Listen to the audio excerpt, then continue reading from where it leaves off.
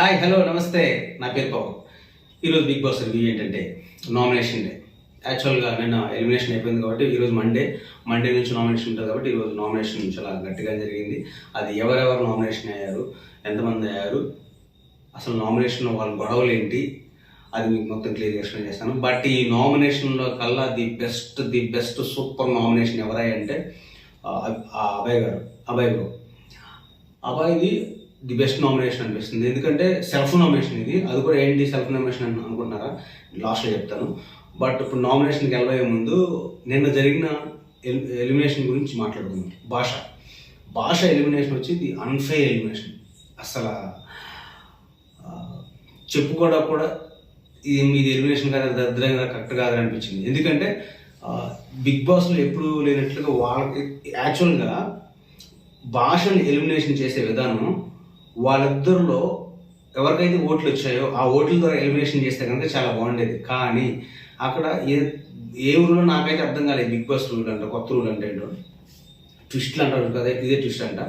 Big boss house మేట్స్తో nomination చేయించారు. అదేమో nomination నాకు అర్థం కాదు. Worst nomination. ఓట్లు మొత్తం తినకేశారు ఎవరికి, ఆదిత్య.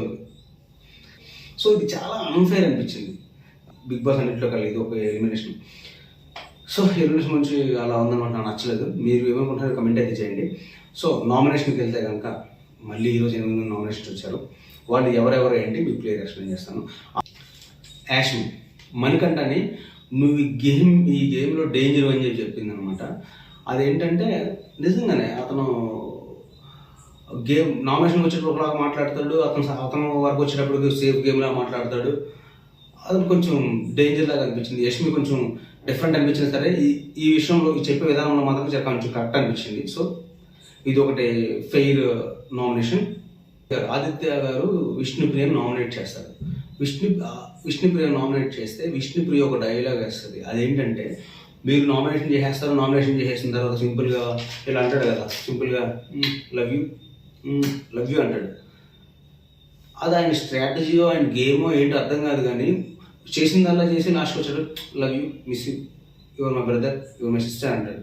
అటువంటి అప్పుడు నామినేషన్ చేయడం ఎందుకు? విష్ణుప్రియని ఏ విధంగా నామినేషన్ చేశాడంటే, నువ్వు సరిగ్గా అన్ఫెయిర్గా ఆడుతూ సరే గేమ్ ఆడట్లేదు సంథింగ్, ఆ విధంగా నామినేట్ చేశాడనమాట. లేజీగా ఉంటున్నావు అని చెప్పేసి. అదేవిధంగా భాషను నామినేట్ చేశాడు. యాక్చువల్గా బిఫోర్ ఎపిసోడ్ చూసుకుంటే కనుక భాష 1 టైం కూడా ఎపిసోడ్ నామినేట్ చేయలేదు. అతను 2 టైం నామినేట్ చేసిన తర్వాత భాషని, అప్పుడు భాష 1 టైం నామినేట్ చేశాడు. అంటే ఆదిత్యము మాట్లాడలేక ఎవడైతే డల్గా ఫ్రెండ్ అయితే ఉంటాడో వాడిని నామినేట్ చేసి పాపం బయట పంపించాడు.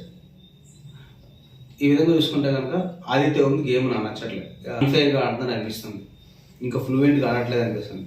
సో ఇది ఒక కరెక్ట్గా నామినేషన్ అయితే నామినేషన్ డిస్కషన్ అయితే బాగా నచ్చింది. విష్ణుప్రియతో ఉంది. సో ఇలా తీసుకుంటే కనుక నామినేషన్లో మొత్తం 8 మంది ఉన్నారు. ఆ 8 మంది పేరు మీకు మొత్తం క్లియర్ చెప్తాను.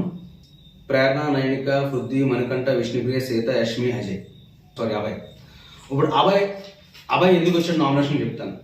ఇప్పుడు ఇదే ది బెస్ట్ నామినేషన్, ఇది మంచి చాలా ఈ ఎపిసోడ్లో కల్లా ది బెస్ట్ నామినేషన్ అని చెప్పేసి. సో ఈ సీజన్లో అదేంటంటే అందరూ నామినేట్ చేసుకుంటారు ఒకరు. బట్ కానీ ఇక్కడ Bigg Boss Abhay and Nikhil ఇద్దరు చీఫ్గా ఉంటారు కాబట్టి వాళ్ళిద్దరిలో ఒకరే సేఫ్ అవుతారు. ఆ సేఫ్ మీ ఇద్దరు డిసైడ్ చేసుకోండి అని చెప్పి బిగ్ బాస్ వీళ్ళిద్దరు ఒక ఆదేశం ఇస్తాడు.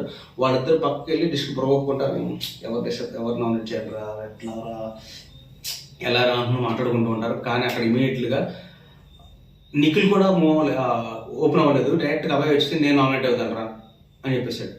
ఎందుకంటే లేదు నువ్వు ఆల్రెడీ 2 టైమ్స్ నామినేట్ అయ్యావు కదా, నేను నామినేట్ అవ్వలేదు, నువ్వు 2 టైమ్స్ అయ్యావు, బట్ నువ్వు 2 టైమ్స్ చీఫ్ చేసావు, మళ్ళీ ఎందుకు నేను నామినేట్ అయ్యానని చెప్పేసి వాడు వద్దు అన్న సార్ నిఖిల్ వచ్చేసి నేను బిగ్ బాస్ నేను నామినేట్ సార్ అని చెప్పేసాడు. సూపర్ అనిపించింది. అది సూపర్ కాకుండా ఇంకోటి ఏం చెప్పాడంటే, బిగ్ బాస్ ఒక ఎక్సలెంట్ వర్డ్ చెప్పాడు. ఇదేంటి, నేను నామినేట్ అవుతాను కదా, నేను నామినేట్ అయ్యాను కదా, నా స్ట్రెంత్ ఏంటో నాకు తెలుసు. సో 100% నేను సేఫ్ అయిపోతాను.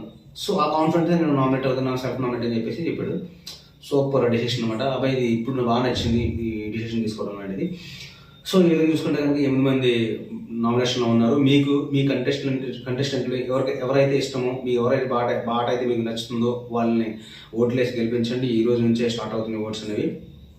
సో ఇది ఈరోజు జరిగింది. రేపు లైవ్ అప్డేట్స్ మీకు ఒక వీడియో చేసి పెడతాను. Until keep smiling. నా ఛానల్ ఎవరైతే సబ్స్క్రైబ్ చేయలేదు ప్లీజ్ సబ్స్క్రైబ్ చేసుకోండి అండ్ గంట సింబల్ అయితే ప్రెస్ చేయండి. కమెంట్ అయితే మర్చిపోకుండా లైక్ మాత్రం డెఫినెట్గా చేయండి. ఉంటాను. జై హింద్.